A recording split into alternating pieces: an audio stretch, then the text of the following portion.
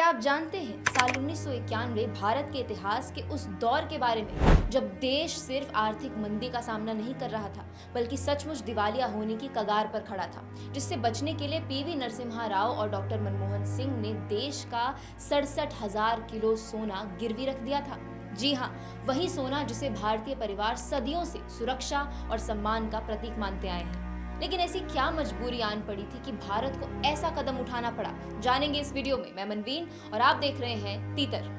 आज जिस भारत को दुनिया की बड़ी इकोनॉमीज में गिना जाता है, उसी भारत के पास एक ऐसा समय भी आया था जब विदेशी मुद्रा भंडार यानी फॉरेन एक्सचेंज रिजर्व्स इतने कम बच गए थे कि देश मुश्किल से 2 से 3 हफ्तों तक जरूरी सामान आयात कर सकता था। साल 1991 स्थिति इतनी गंभीर थी कि सरकार के पास पेट्रोल, डीजल, दवाइयां और जरूरी मशीनें खरीदने तक के लिए पर्याप्त डॉलर नहीं बचे थे। दुनिया भर के लेंडर्स और इंटरनेशनल इंस्टीट्यूशंस को ये डर था कि भारत कभी भी अपने विदेशी कर्ज चुकाने में डिफॉल्ट कर सकता है, यानी देश बैंकरप्सी की कगार पर था। यानी ऐसी स्थिति जब कोई देश अपनी विदेशी कर्ज और जरूरी भुगतान करने में असमर्थ हो जाए। लेकिन भारत इस स्थिति तक पहुंचा कैसे?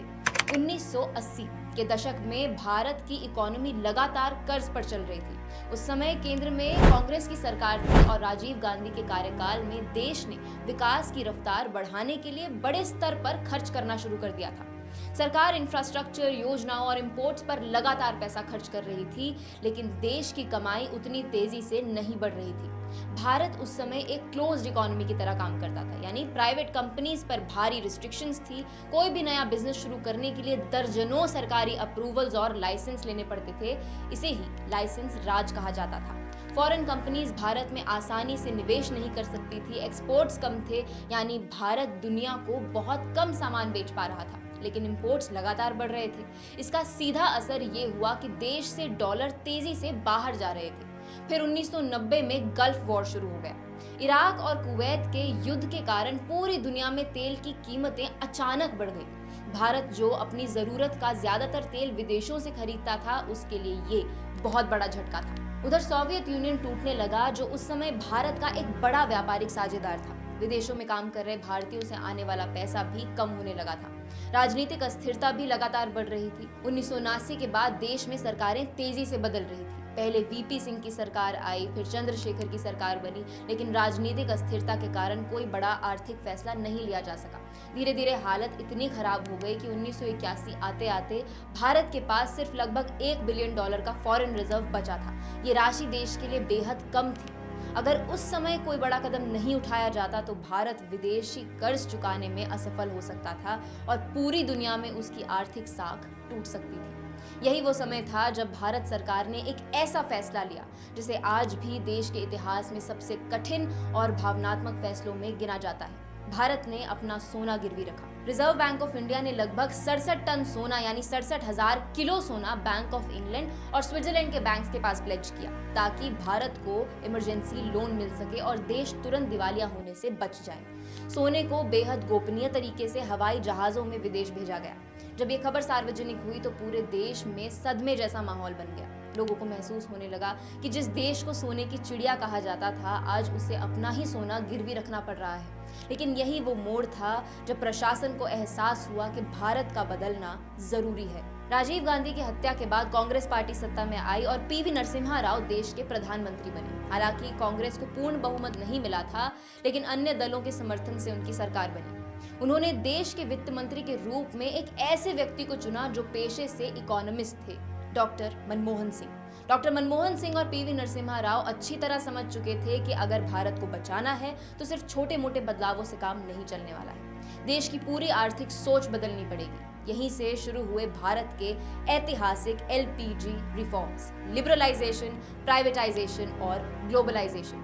लिबरलाइजेशन का मतलब था कि सरकार इकोनॉमी पर अपना कंट्रोल कम कर देगी। लाइसेंस राज को धीरे धीरे खत्म किया जाएगा ताकि बिजनेसेस परमिशंस की भागदौड़ की परवाह किए बिना काम कर सके।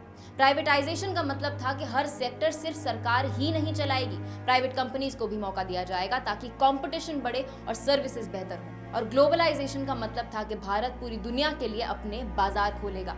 फॉरेन कंपनीज भारत में निवेश कर सकेंगी, टेक्नोलॉजी आएगी और भारत ग्लोबल इकोनॉमी का हिस्सा बनेगा।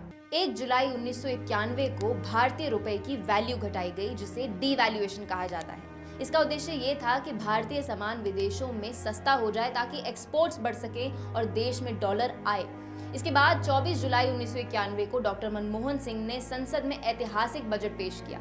उस बजट को आज मॉडर्न इंडियन इकोनॉमी की नींव माना जाता है। उन्होंने अपने भाषण में कहा था, no power on earth can stop an idea whose time has come, यानी जिस विचार का समय आ गया है, दुनिया की कोई भी ताकत उसे रोक नहीं सकती।